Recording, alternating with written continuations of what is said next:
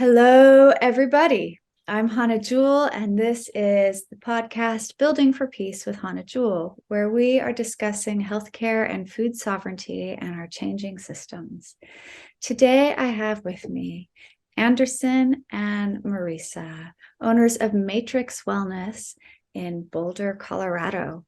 I met them while running a retreat in the United States and was so impressed with their way of approaching healthcare that I just wanted to bring them on and let them share their story a little bit further.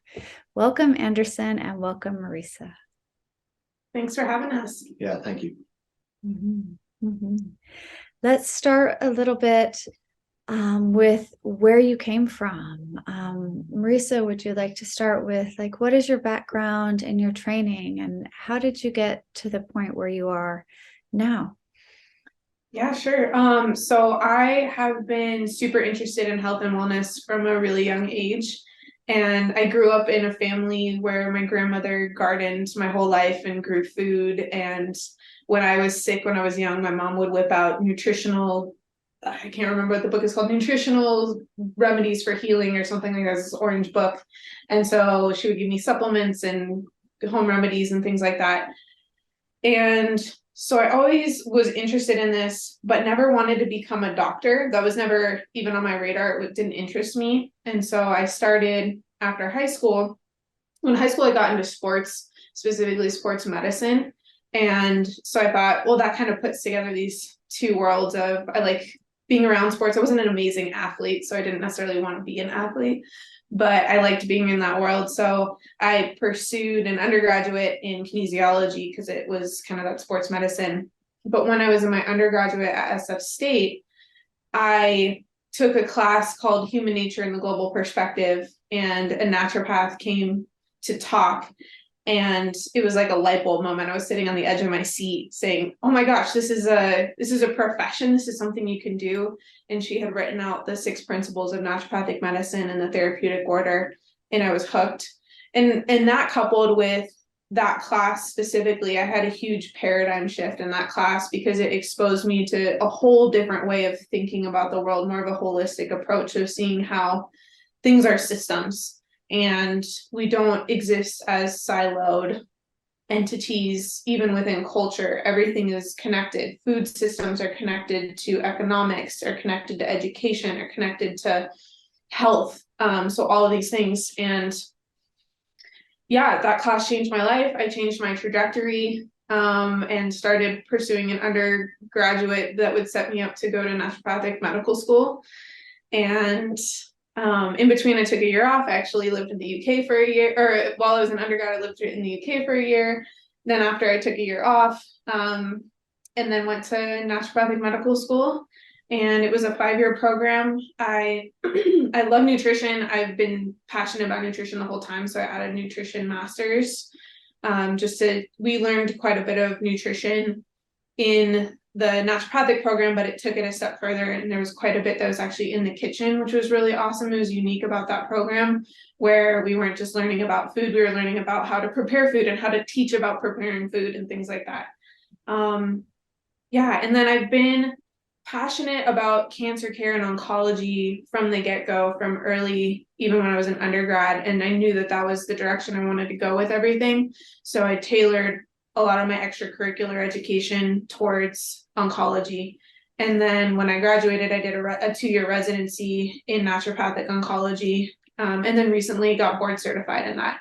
So that's how I got here. It's been an amazing process, and it's been really exciting to now open Matrix Wellness and have a place that I can put all of this, my entire life learning into one place and really make it our own. So yeah, that's how I got here. Fantastic. I remember I had a university course in my master's degree that changed my whole direction of life as well. It's really powerful when these things happen. And how lucky we are to have that opportunity for that exposure and then to grow in new directions. Mm-hmm. And the way you work is so beautiful. I can't wait to get into it in just a few minutes. Andersen, how about for you? How did you get here and what is your background? Well, it was a little more of a roundabout way coming into medicine. I I grew up playing a lot of music, ended up going through college and getting a master's degree in guitar performance. Was back on the farm for a little while, running a biodynamic farm there, and doing an organic food truck that was solar powered, and decided, the farming life was pretty brutal, so I should probably go back to school and do something. As I was doing the farm, though, I did trainings in yoga and Ayurveda at the St. Laud's School in New Mexico, and then eventually went on, got a license in massage therapy and studied structural integration with Tom Myers, the anatomy trains guy. And that is what actually led me to naturopathic medicine. So I had all of these trainings and all these things I could do, but no license and no scope of practice. Yeah, that's kind of how I got to naturopathy. So you grew up Oh, on a farm. yeah, oh, yeah. Yeah, Oh, yeah. was it a biodynamic farm growing up? No, it was a conventional farm. My family did just grains, but all conventional grains. So mostly corn, soybeans, and then a little bit of oats and alfalfa. Uh-huh. And then when you went back to farming after your musical interlude in your guitar undergraduate, was that on the farm you grew up with? Did it change to biodynamic or did you start your own farm? Yes. Uh, so when I practiced yoga, well, let's say in school, my first degree is actually in agricultural science. So then I pursued the music further, and then ended up in Spain for the master's. But while I was in school at Colorado State, that's where I really was turned on to the idea of organic farming first. And then when I was practicing yoga in Hawaii for a couple of years, I was work trading on a biodynamic farm. So I would say those two experiences are really what landed me back on the farm doing a biodynamic farm, because I had the experience then with it. And yeah, we took 160 acres and converted those to organic in a 3-year government grant thing. But more specifically, what we were doing was about 10 acres of vegetable farming that we went to the local farmers market with Mm-hmm. and sold there. Mm-hmm. Yeah, and small scale farming is brutal. It's very hard to make a living from. Yeah, it never ends. So, But it is what we need to get back to. So that's a big conversation about where our food comes from and what food sovereignty is. And I know small scale farmers here in the UK are forming like groups to support each other, but I don't think it ever gets any easier when you're trying to make a profit off of small scale farming. yep. Yeah. So then back into naturopathy. And I mean, you've done a lot, Andersen. Some people are like firecrackers, and I think you're one of them because the amount of like, have you ever stopped studying and learning? You've done more trainings that you didn't even mention. So for instance, I came to see you guys when I was out there and we did a food test, which by the way, this diet is helping me immensely. Good. Yeah. And we Good. did this food test, and this training was with someone called Dr. Carroll, and that's a whole different approach. Is that the naturopathic training that you're talking about? No. So when we went to school, naturopathy and its curriculum has changed over the years, obviously, in exchange for maybe improved scope of practice, I think might be one aim they had. Also, respect in the larger medical community might be another reason they've traded off a couple of the pieces of the foundational pieces of the original naturopathic teachings and trainings. So more than anything, I think you're taught how not to kill anybody, and you're tested on that so that you would come out and you aren't an endangerment to society in any way, but you aren't taught much beyond that in the curriculum anymore. So not really how to heal. Yeah. Yeah. Yeah.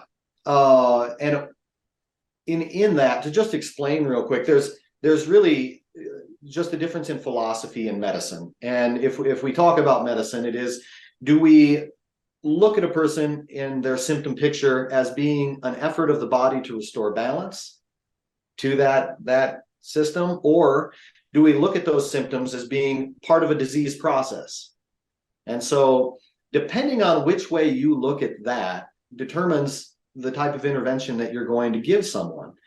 For instance, if it is the body trying to restore balance, well, you'd want to encourage that to continue and move through its process and reach an eventual resolution, right? However, if, on the other hand, that symptom is a product of disease in the body, then you would want to stop it and not have it, because it is the problem, or at least that philosophy views it as the problem. And so they're going to suppress any type of symptom picture that's presented.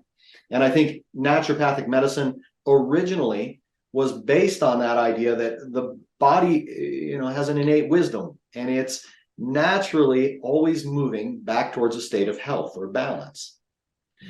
Whereas conventional medicine is on the other side of that, and they use more suppressive medications that aim to alter or directly contradict the effect of the symptom that is in place. But it's really based on the underlying philosophy. That's so clearly said. And then, so after school, we both had residencies, and I ended up getting a residency at one of the oldest naturopathic clinics in the nation. And they practice very old techniques and practices. And the Carroll food intolerance test is one of those things that I learned there. Mm-hmm. And just for the listeners, I did this Carroll food intolerance test because I've been working with my skin for 4 years. I worked with diet and nutrition the best I could with some different Ayurvedic doctors, and with fasting and taking care of my own intuition in this process. And through that, sometimes using allopathic medicine and going back and forth, I was able to relieve myself of the symptoms, so to speak, of the skin breaking out. But it's still there in the body, and I knew it and could feel it. And it's starting to come out these days in small ways. And so I jumped at this opportunity to have this old-fashioned style naturopathic food test. And that just let me know that there were just a couple of things I couldn't eat. And in the probably 4 or 5 weeks that I've been following this diet, it is, as you suggested, Andersen, that things I thought I couldn't eat, I can. As long as I keep these few things out, my body is able to keep bringing itself back to balance. And I can see that my body will go through a long process of flushing this root cause of the skin thing out, which is the inability to digest certain foods, causing an autoimmune response, and then my skin breaks out. So if my digestion can sort itself out just from eliminating 2 or 3 foods from my diet, that's so much easier. And it's been really helpful. And that is just one of the many, many, many diagnostic procedures that you use. When I was there, this list is amazing. You work with iridology, heart sound graphing, a Bolin blood test, Chapman point reflexes, rapid eye analysis. You do constitutional hydrotherapy. And those are all in this way with observation and with instruments, which looks a little bit more scientific than the way of working with energy and body work that I tend to use. And because it has those instruments and observation and really clear diagnostic aspect to it, to me, it really forms a bridge between those two philosophies. Can you speak to that a little bit, and that bridge, and how how you're doing it in your practice and how these methods come together for you. Yeah, a lot of the diagnostic procedures I think that we do, and the way that we capture things either on a camera or with a PDF graph done with a stethoscope of the heart sounds, or these types of things, they catch a glimpse or just a picture of that person in time. And in doing so, we're able to kind of look at those then and say, well, we know where you are now, and we can track you then through time. So we can track how are our interventions doing, how's the treatment plan working, things like that. They are very physical tests, I would say that too, but that's usually where we try to start with a person, is just make sure everything that we're doing physically here, or that you're doing physically in your diet, your lifestyle, possibly dipping into stress management early on, if that seems to be part of the bigger picture. And then I think once we've established that baseline and we've gotten you on board with, at least don't consume the things that are preventing your body from doing what it would normally do, which is heal. It's evolved over thousands of years to do it. It does it better than any medicine out there. In fact, really that's the therapist, right? Is the body, or in your case, acting with another body, one body acting with another, and the healing space that's created, or that's allowed for it in that interaction. Yeah. I think And too. then, go ahead. If you don't. Well, yeah, I was just going to say, a very physical though type of thing, make sure that's all on board, and then moving into maybe deeper conversations for things that aren't being resolved. So are there any types of mental blocks? And we both work with holistic counseling, and Dr. Soski even does food story counseling, which I'm sure we'll talk about here in a bit, which starts to break into that mental, emotional sort of body or picture that a person has around the foods they eat or the beliefs that they hold, and how those influence their decisions on a daily basis. Right. So physical, and then into mental, emotional, and then that's going to expand into the spiritual. So it's a really grounded approach to start. Physical with the body as it's presenting. Mm-hmm. And I would say too, all the diagnostic things we do are, like he said, just capturing a moment in time. But to me, I see them as puzzle pieces, where we're just collecting puzzle pieces.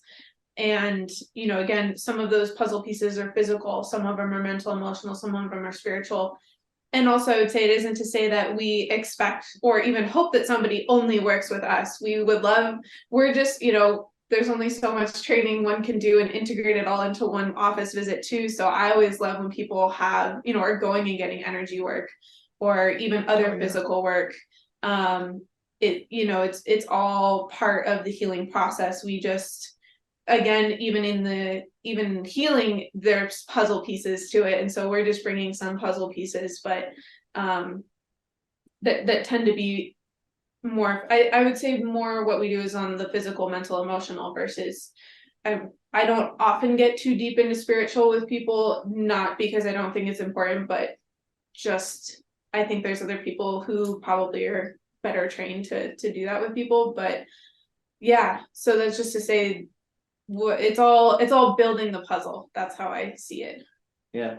And if things don't seem to be resolving, the question has come up for sure, how do you feel about your spiritual connection? Or do you feel you have a spiritual connection with anything greater than yourself, or some whole that exists?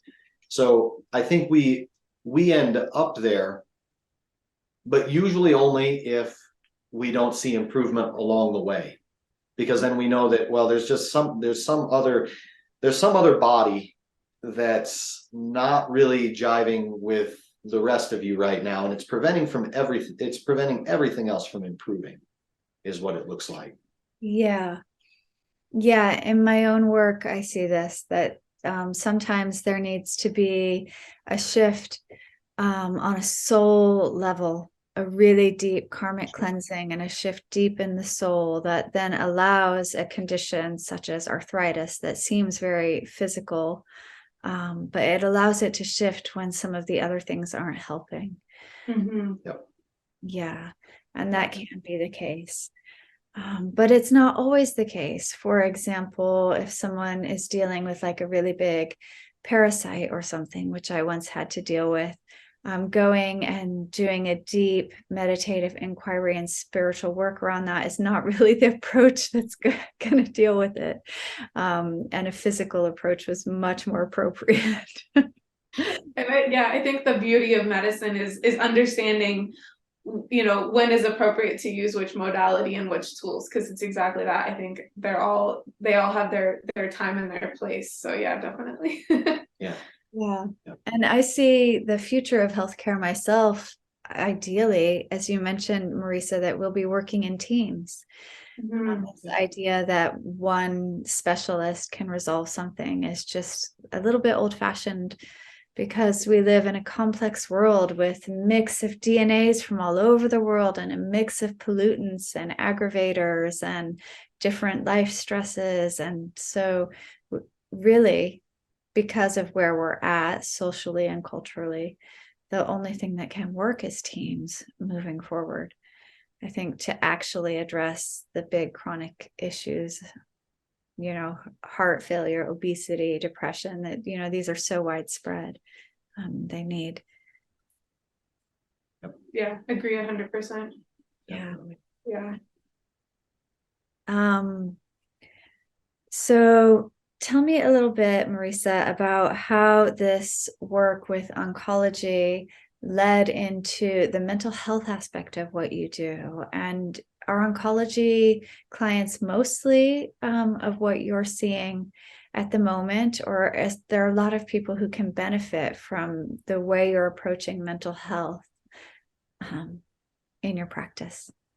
Yeah. So when I was in school, it was interesting because there was a mental health track that you could follow. And I was like, well, I'm not going to do mental health. I'm doing oncology. And so I'm not even going to really focus on care about the mental health stuff.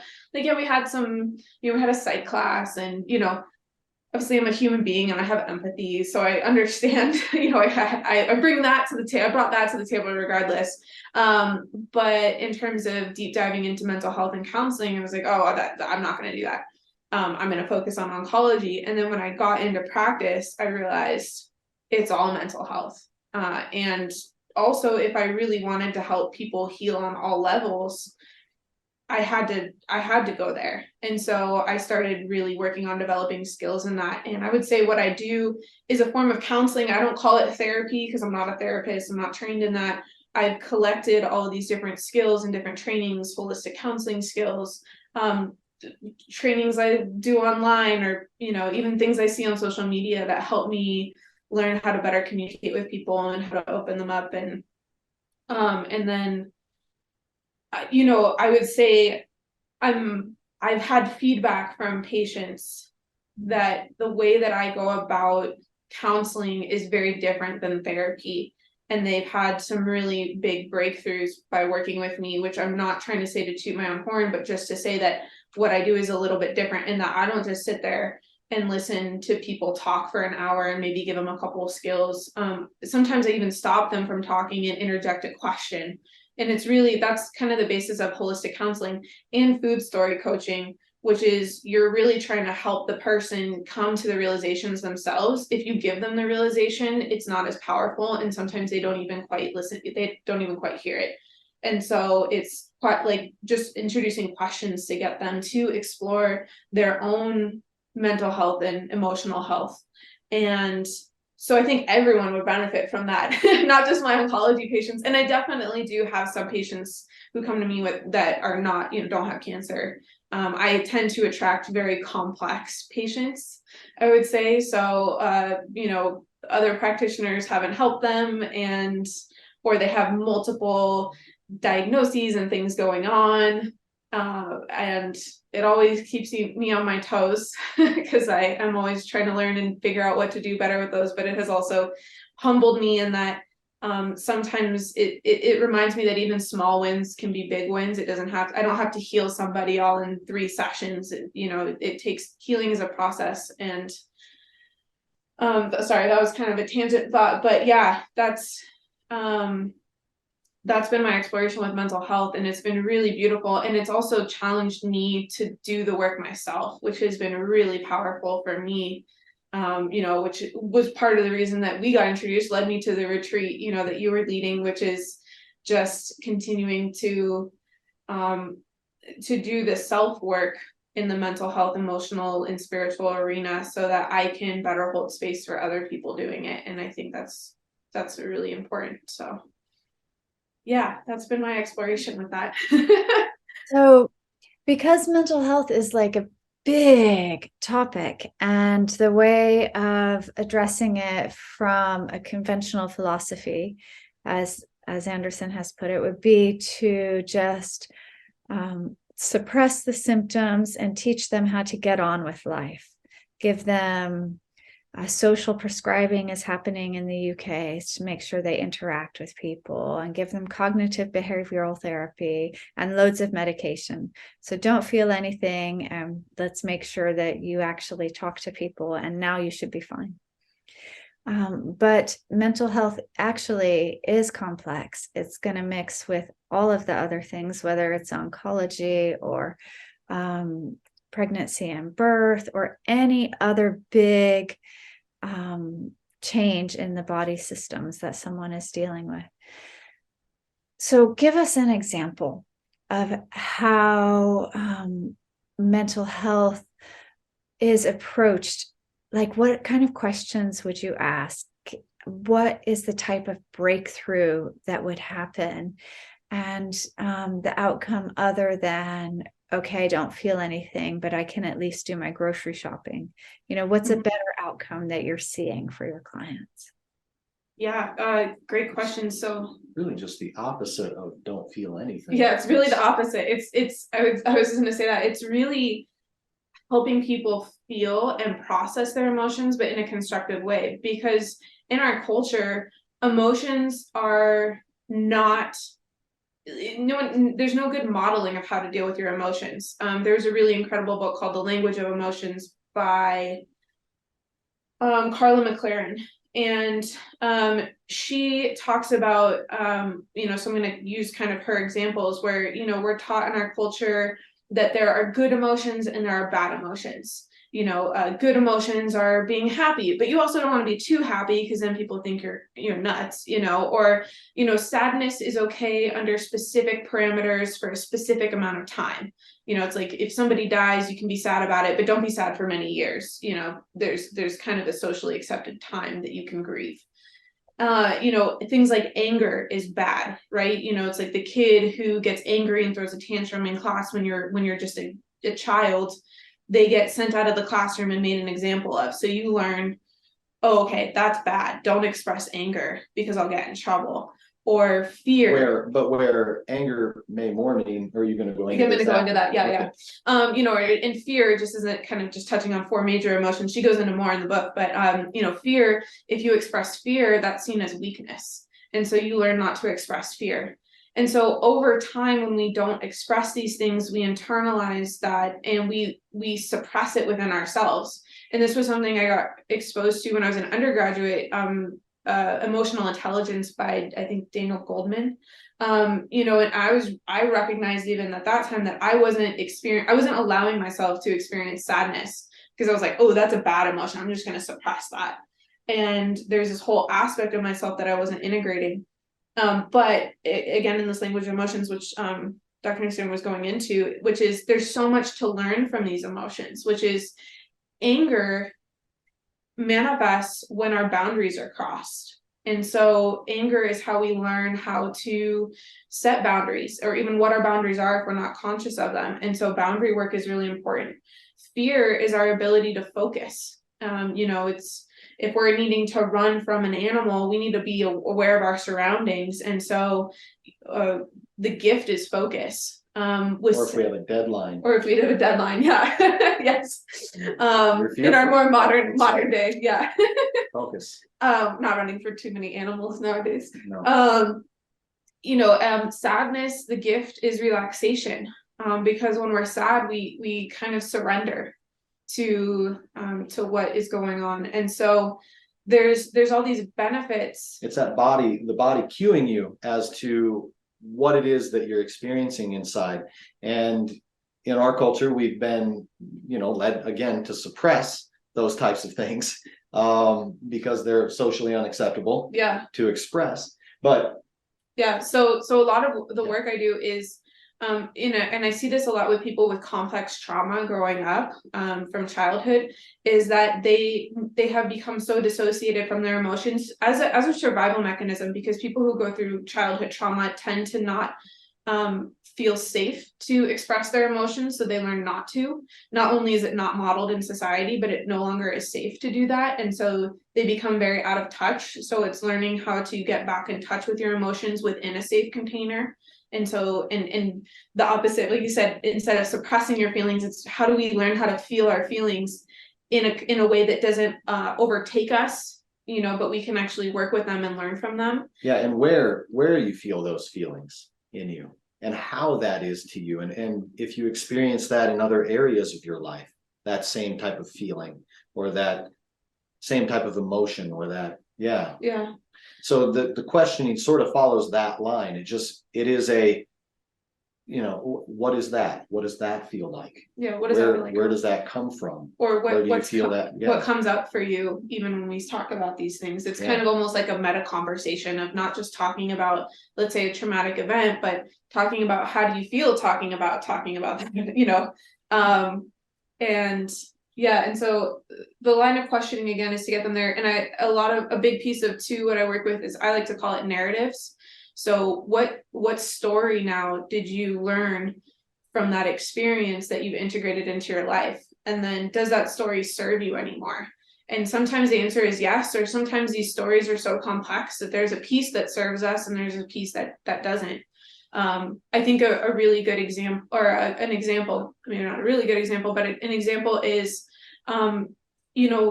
when people develop being a perfectionist or something like that. Now, maybe they developed that behavior because when they were younger, their parents told them they weren't good enough, they needed to be better. And so they started to develop this behavior of hyper focusing on being the best or doing things extremely well. And later in life, now we say, well, what part of that story serves you? Well, I like doing things well. It's nice, to have a finished product that's really well, that's done really well. Now, the part that's not serving me is the stress that I carry needing to do that. So it's, how do we separate those two things? How can you still hold on to doing things well, because that is serving you? It's not to say that nothing is good or bad, but how do you drop the stress? And so it's kind of coming up with these internal narratives, dissecting them, keeping what's serving, allowing what's not serving to be let go. And I would say too, it's not a moment. It's not, people have breakthroughs and kind of these aha moments, but this healing process is not a light switch. It's constant work. And even when people come up, and I know from my own work, even when I identify where a narrative comes from, it doesn't just magically go away too. I just am better able to recognize it in the future and go, oh, I'm navigating from that space again. Maybe I can it's kind of a mindfulness about it, where I can then kind of pivot to not navigate from that space, but it isn't to say it doesn't come up again. So yeah, I hope that answered the question. But yeah, so it's but a lot of the questioning, it's so organic when we're in this, because Andersen does holistic counseling as well. It's organic when you're in the session, but a lot of it is, like he said, like questions like, why is that? When people say, well, I have to do this, well, why is that?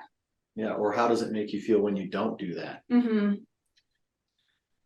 And talking about these, either these feelings of shame around things that they can't do, like as a perfectionist, and how that feels. Well, how does it feel when you aren't perfect?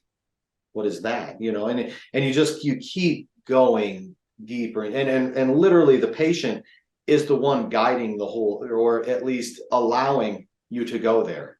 They're the ones exploring. You just ask a question and then they open it up. And like Dr. Soski said, in allowing them to do that and them to go there, they can get back there. They understand it. They understand what their thought pattern is. They understand what it creates in their life. When they see that being created through practice, eventually they get so that not that the habit is completely gone, but at least that they could make a choice to not follow that same thought pattern or that same emotional response or that ended them up, in your office in the first place, in many cases.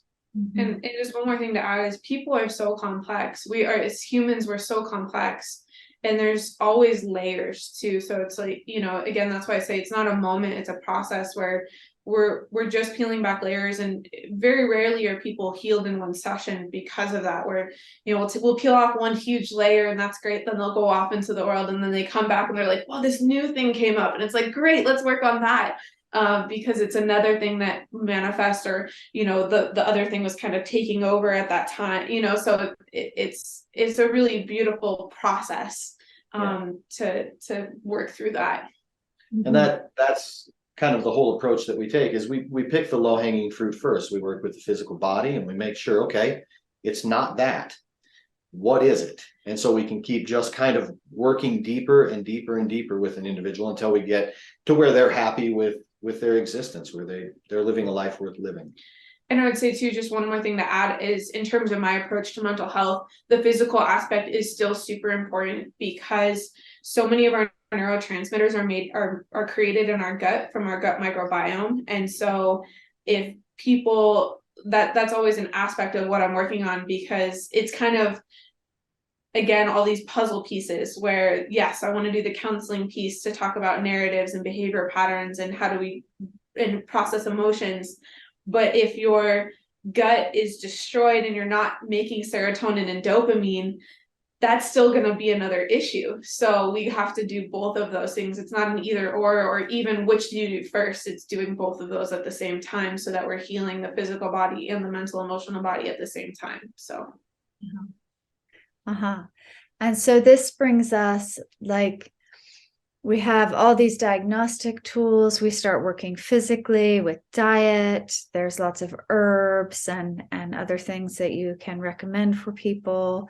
And we're working on the mental, emotional. And then that brings us right around to this thing you've mentioned, the food story, which is not only what are you changing in the gut, but how is it important and why. I think I could benefit from doing a food story, actually, sitting here talking to you. And probably most of us could. It's not something I've considered. What is my food story? So tell us a little bit about what is a food story. Yeah, and I agree. I think everyone could benefit, because food story, that term was coined by one of my mentors, Ian Rubin, and he's been a health coach for probably 3 decades, and he came up with this concept based on a number of different other philosophies and practices. But he was finding that he would, people would come to him and would say, just tell me what I need to do to be healthy. He go, okay, great, here you go. He writes it down, gives it to them. They go off. They come back 2 weeks later. Well, I didn't do anything, any of it. Just tell me what else I need to do. Go, okay, so he writes down, what else they need to do, and they go off in the world. They come back, and he goes, well, how did it go? They go, well, I didn't do any of it. And he saw this pattern happen, and anyone who's probably in the health practitioner world who makes recommendations for people has seen this happen, where you give them a recommendation, they come back and they haven't done any of it.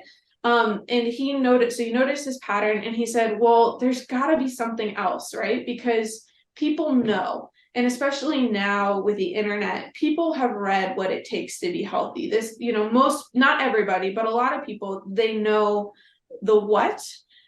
And now it's just the how or the why or implementing it. And so that's where food story came from, was, and I guess it could be called food relationship coaching, because we all have these relationships with food. And I would say too, it can be reflected on anything. It doesn't have to just be food. I think he focused on food, and I think it's a really interesting way to start the conversation, because everybody eats. And so food story is that, what is the relationship we have with food? What's the narratives we have around food that dictate our relationship, the way we interact with food? So an example, a very common example is, people coming in for weight loss. They'll come to a practitioner, a natural practitioner or whatever, and say, oh, I want to lose weight. And so the first question is, well, what's your relationship with food? And so for a lot of people, they see these models. This is like an oversimplification, but they see these models, on magazines and celebrities and all these things who are super thin. And we have this narrative that you have to be thin to be valued. And so that underlies this story of how you interact with food, where you're counting calories or you're restricting calories or you're having a ton of shame when you eat things because, oh no, that's going to make me fat. And so unpacking those issues is so important to create sustainable change. And so it's different for everybody. That was just kind of an example, but it can be so small as to my partner made a comment about something when I went to go eat something. And so now I have this whole narrative in my head around that one food. Or it's, I had a patient who, when she was younger, her mom would pay her to lose weight. And so now later in life, she's very against restrictive diets because of her childhood. And it's unpacking all these things, because if I just give somebody a food recommendation, nutrition recommendation, I actually had a patient recently who has a lot of behavioral and cognitive issues and a lot of trauma around food growing up, has had a documented eating disorder, all these things. If I just blindly give them a nutrition recommendation, say, here, do this, I've triggered all these different responses around food. Two, they're probably not going to implement it because they're getting in their own way. And it's just going to add to that stress. It's going to add to the shame around food if I don't address food story first. So sometimes I will do, a food intolerance evaluation to kind of open the door. I'll give them the results and say, okay, now let's talk about food story as you go through these things, because most people haven't thought about their food story before. Some people, I recognize, we need to work on your food story and your relationship first before I even give you a nutrition recommendation, because me giving you the recommendation isn't going to go anywhere. So yeah, it's all about relationship and literally everybody. I mean, I would say, people in the health and wellness world tend to go, oh, I have a great relationship with food. I eat really healthy. I watch what I eat, and it's like, okay, but you can still take that too far as, well, what happens when you're around family and they're eating something else? What happens when you want to eat something else that isn't, quote, the healthy things that you're eating? Do those same feelings of shame get brought up in you? And I think there's, again, all of us have a food story, and it's not a good or bad. It's not an end goal of, now I have the healthiest relationship with food. It's a constant exploration, but it's such a impactful underlying piece of the decisions we make. Yeah. I love how you say this, there's no good or bad, because we live in a culture which is emotionally complex, and in which most people are dealing with one form or another of mental health distress, whether it's slight or big. And so the way that we think around food actually affects the way that we digest and process it. And we can take anything to an extreme. So I have worked with people who were so rigid in their healthcare that they would like blow up in anger if family members came into the room while they were doing yoga, or they would fast on only watermelon for 3 days at a time and they were getting so thin, or you can take anything to an extreme. Mm-hmm. And so there is no good or bad, and all of us will do things like overeat with sugar or medicate with caffeine or these kinds of things, because culturally that's accepted, even encouraged in the consumer culture.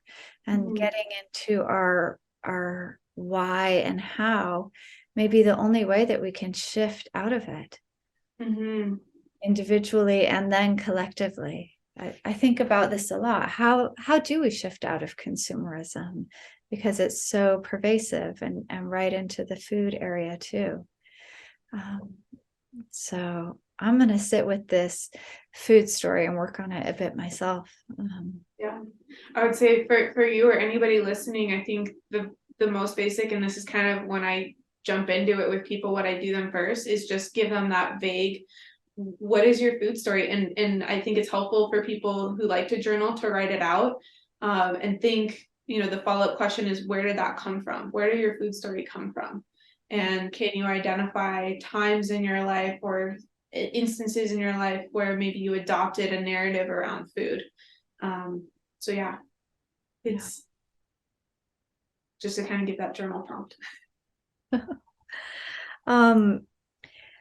I just have a question here for you, because I find it in all of the different modalities. So if I go to an acupuncturist, Chinese herbalist, I go to an Ayurvedic doctor, I talk to you as naturopaths. We're all wanting to allow the body to bring itself to balance. And again and again, diet is a part of that, as well as the energy work. And I'm really curious if digestion may be the root of our solutions in healthcare, and how we actually absorb and process food. It may not be it's not the only one thing. Okay, we're working holistically, but is it like a bottom line and a denominator? And talk to me about digestion. Well, I think Ayurvedically that digestion is the root of all illness. And many conversations have been had for sure about that topic. When we think about digestion, we think about what I think about is, this is where we used to think from as humans. If we went way back, this is where we really started to think from, because we didn't have food security, right? We constantly were looking for, where's our next meal going to come from? Because we were hunters and gatherers, just kind of roaming around. And then what happened was, eventually our brain, like they say, it tripled in size. It formed a frontal lobe maybe about 10,000 years ago. And that was because agriculture was developed and people were able to stay in one place, and they had food. So they didn't have to necessarily think about where that next meal is coming from. So we started to form higher thought, right? Our mind sort of grew, and it had plenty of glucose to do so, and to function and to think. And so we started to move into that. But that relationship between our mind and between our old mind never really went away. So where disease, to bring this back, where disease comes from, or disease, or where illness comes from, is really from that interaction between those two things, I would say. And something that I don't know whether or not it's been brought up is, the physical, mental, emotional, and spiritual health. These four things, although we look at them, or they're defined as being somehow different, they're not different. And they all have to be in balance for any one of them to be in balance, right? Because they're integrated. And the closer we get to that, the more sensitive we become, and the more healthy we become, but the more easily we can be thrown off.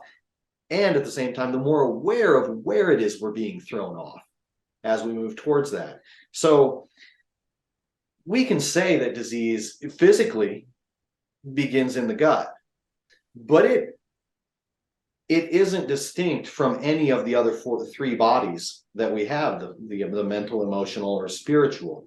So yeah, I think it's like Dr. Soski said, when you address the gut, you have to address the mind, because these two things are one thing. And in doing that, you also have to consider a person's emotional state. You have to consider their spiritual state. None of these things are going to function properly if everything isn't sort of working together. Mm-hmm.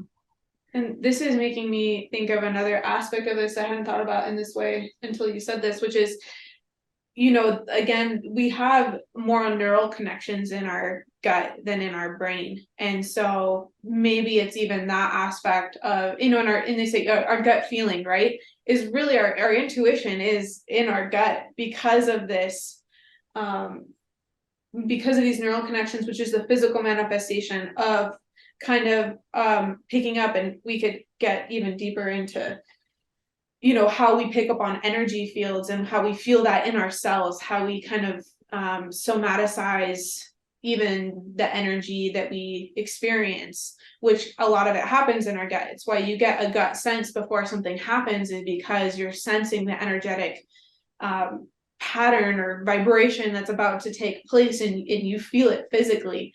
And so in that way, I would say, yeah, just to add that, yes, the gut is super important, even if it's not necessarily physical digestion of foods, but just making sure that that system is healthy, because it is such an interaction space between the seen and unseen, or the physically seen and unseen, I should say, not the felt sense seen. But just one more thought, which is on the physical aspect, just to add, because I agree 100% with what everything that Dr. Andersen said, which is, in naturopathic medicine, we have these this therapeutic order, and it's a pyramid of where you intervene, or what's important, how is it important to intervene with people. And the bottom is establish the foundations of health and remove obstacles to cure. And for that, nutrition is almost all of that. It's a huge part of that, which is, if people are eating foods that they're intolerant to, it's causing gut inflammation. That's creating an obstacle to cure. So whether or not the seat of their issue is in the digestive system, if they're not addressing digestion, they're not addressing proper nutrition, that's creating a barrier for health. And so that and this is part of every single one of our treatment plans, is those foundational pieces of proper nutrition, removing food intolerances, making sure that people are moving their bodies, making sure they're getting adequate water, sunlight, fresh air. All of these things are super foundational, because without those pieces, everything else is an uphill battle, regardless of if their issue is technically in the digestive system. So it's foundational in the sense that if it's not functioning well, the body's other healing mechanisms just can't work. True. Exactly. And if the other body's mechanisms aren't working well, neither is digestion. And so it's sort of, instead of being linear and like this is the beginning, it's more that it's just circular. And so all these things are one thing that have to be functioning together. Yeah. It's reminding me, I love when my patients ask, but if we're doing all these, it's like a treatment plan, we'll have 20 different bullet points, like at least half of those are lifestyle modifications, not giving them 20 supplements, but there's 20 different things. And they go, well, if I'm doing all of these things at once, how will I know it's working? Well, the beauty is it's all working together. That's the magic. It's not one thing. You're not gonna, and I think that's the, you brought up what's the shift that has to happen in order for us to fully find healing. And I think a big piece of that is shifting that mind frame of one pill, one solution, of, oh, I just need to do this one thing and everything will be fine. It's really, no, it takes, as complex as we are, as complex as the intervention has to be, because it isn't just one thing that's going to fix it all. It's going to be all the things that you do. So yeah, health is a commitment. It's a lifestyle. It's the whole thing. It isn't just avoiding the food that you're intolerant to. As you know, it's much more complex than that. And it literally, it takes your involvement and it takes your dedication. So you can't, there's no silver bullet, right? Yeah. Yeah, it's a practice like every practice. And there's that saying, but it's so true. Your health is your wealth. And if we don't have our health, we don't exist.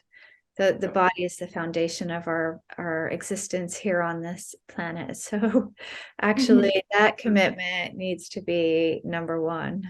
And I think for a lot of people, it just hasn't been able to be. We've gotten so caught up in a work-life misbalance that health gets pushed to the background. Yeah.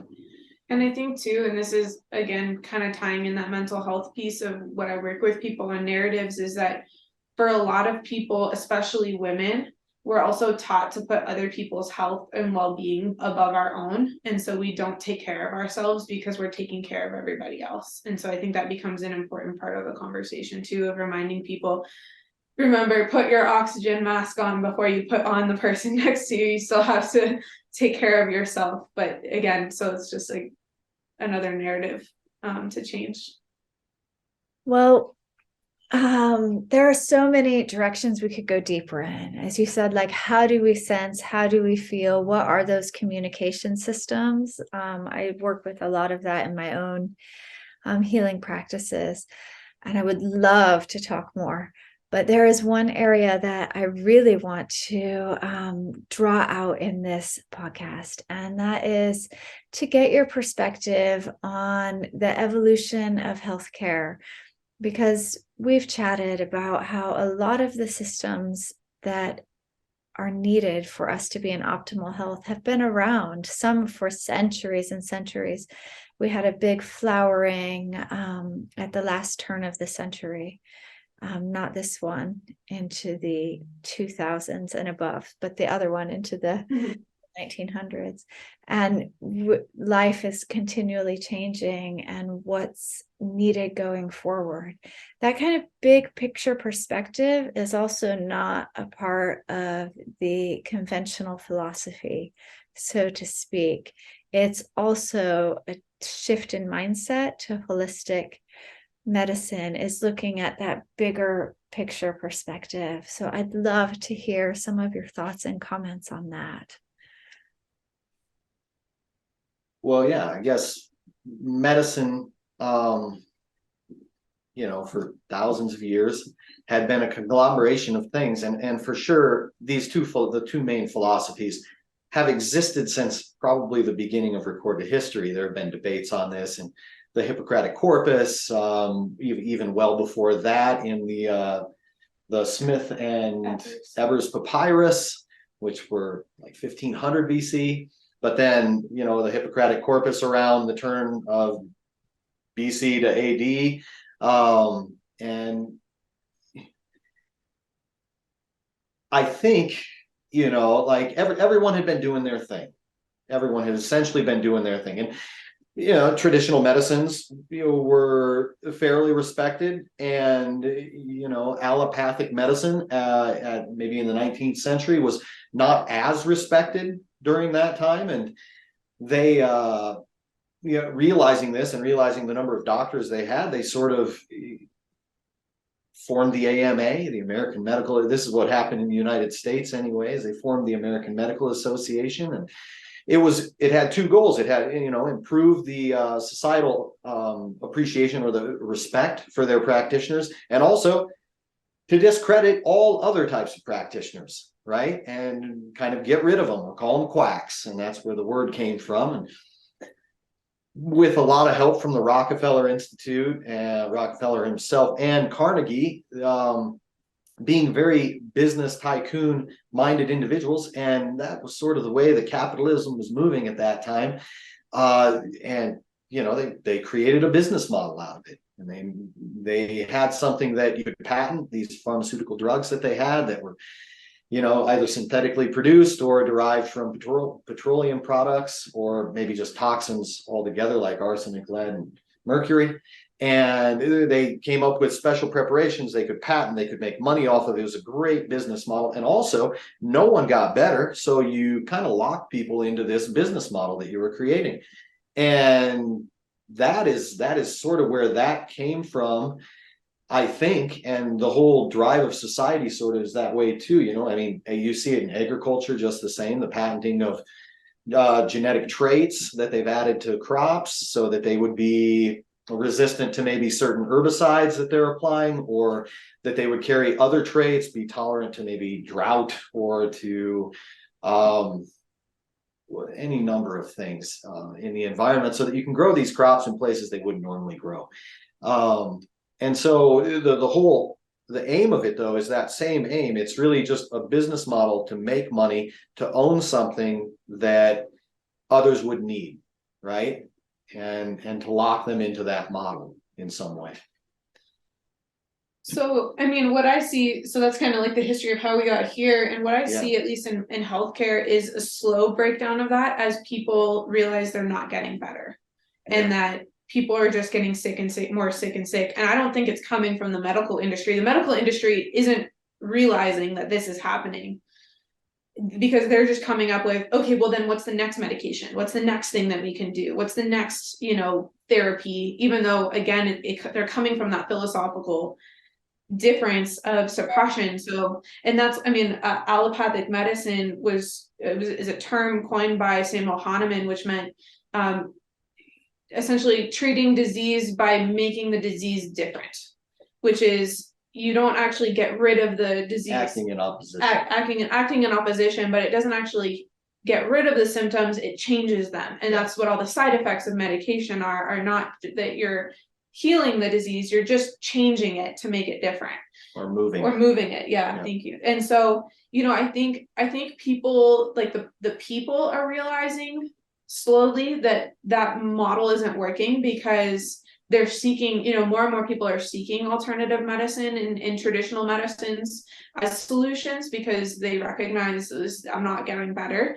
I think it's slow, and yet you see the same thing in agriculture. Yeah, the slowly bigger people are realizing, it's convenient to be able to manufacture foods that way, but it isn't necessarily beneficial to our health, our societal wellness, to the health of the planet, right?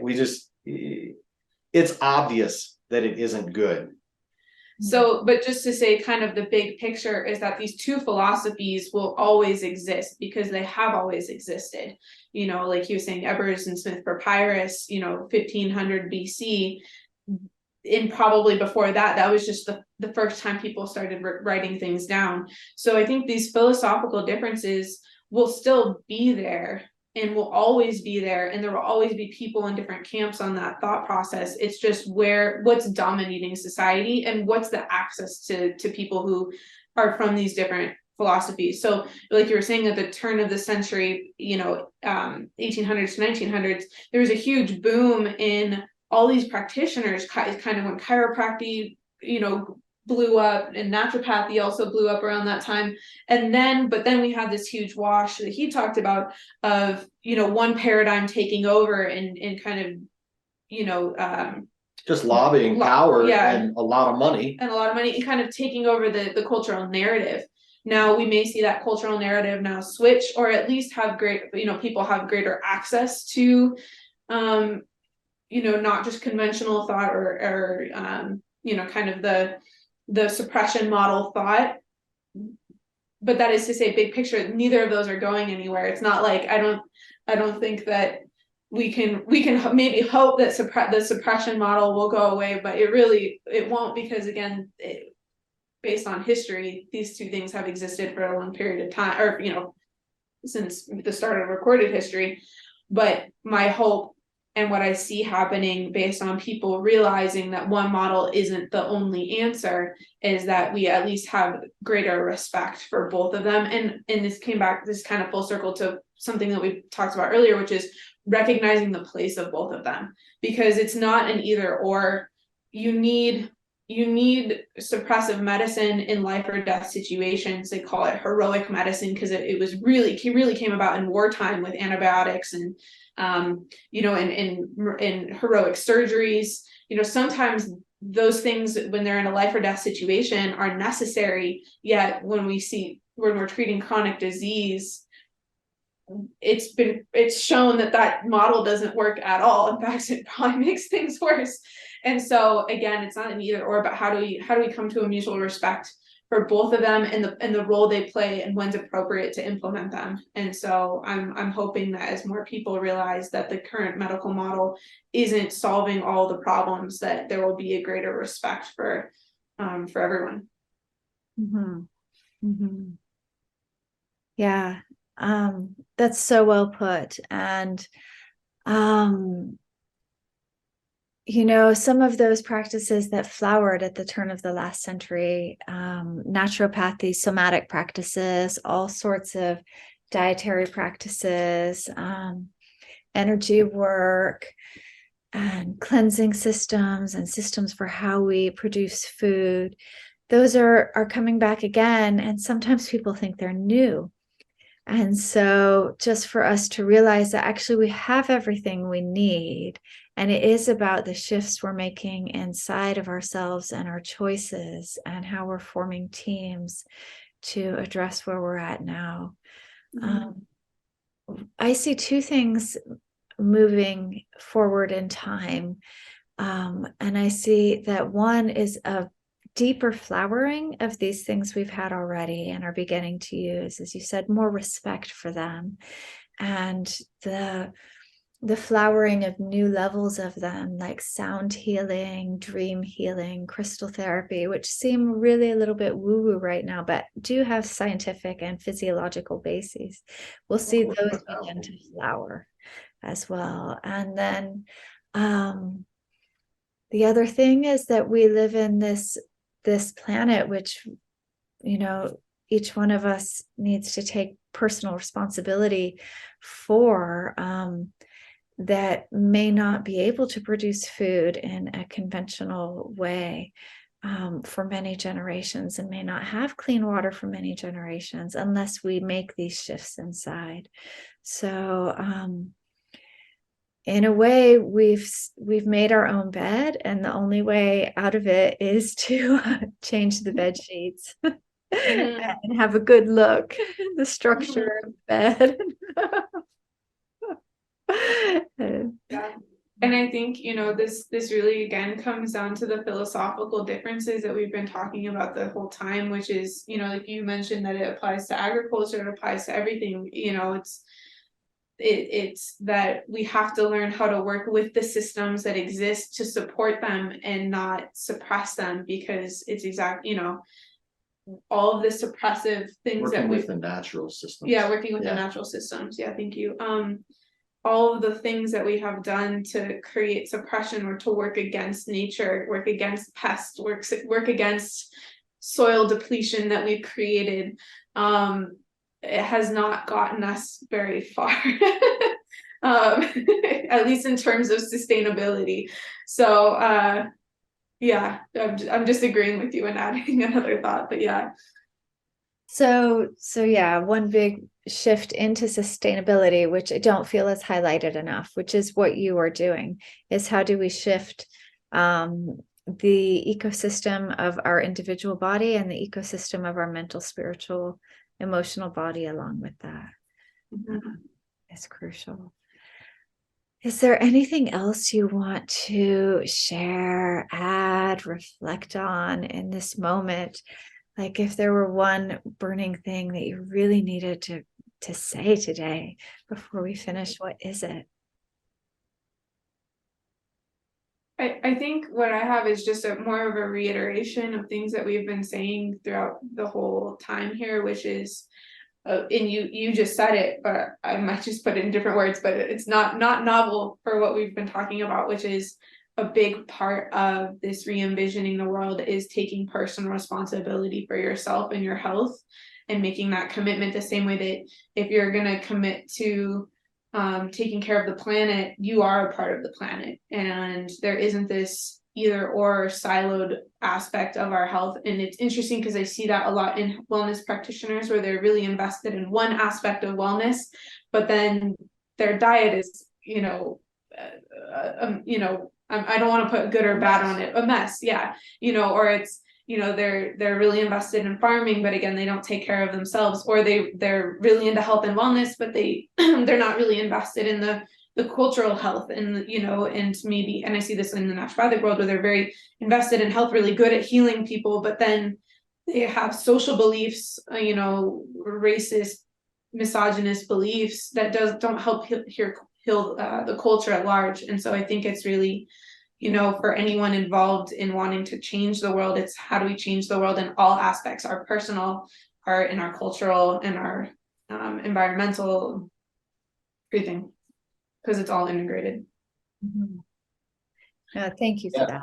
Yeah. And to bring it back to where you started it, the whole matrix idea is, that there's that underlying guiding sort of thing that permeates all that exists, and it actually conducts the way that it all works, and the way that, and we exist here, and we're doing our thing, and we're consumers, and we are what we are. And I feel like, and I'm sure you feel the same way, that we're all coming back into this rediscovery of what it is that really matters, what it is that we are really made up of, what colors us, what animates us, what it is that life is all about. And as we do that, we begin to reimagine, as you were saying, ways that this system will work in the future, even though they're not working ideally right now. So I think that's what I think. Bringing in the imagination to fill in the color and the possibility. Yeah. This allows us to move forward in different ways. Everyone knows this saying, but I'll say it again, that the definition of insanity is doing the same thing, expecting different results. Yeah, imagination is such a wonderful little hack out of that. Yeah. What can we do that's different? And what does it feel like? How would that feel? Going back to your questioning, Marisa, how would that feel to do it this way or that way? What colors would we? It's been such a joy talking with you. I just really respect the depth of knowledge and care that you're bringing to your work. If people would like to get in touch with you, how might they do that? Probably our website's best, which is www.matrixwellness.com. And all of our contact information, and Dr. Andersen's been incredible at writing more in-depth articles on all the things that we've talked about. So lots of information. The email's redpill@matrixwellness.com. Yeah, super. And I'll put that in the comments and things too. Don't go away. We can chat after I hang up. But for all of our listeners, it's been such a joy. And I hope you received a lot out of this. Coming up, we will have some presenters from the Land Workers Alliance here in the UK talking about small-scale farming, and we'll be looking at psychedelics and mental health. So see you again real soon. Thank you so much for having us, Hannah. Yeah, thank you.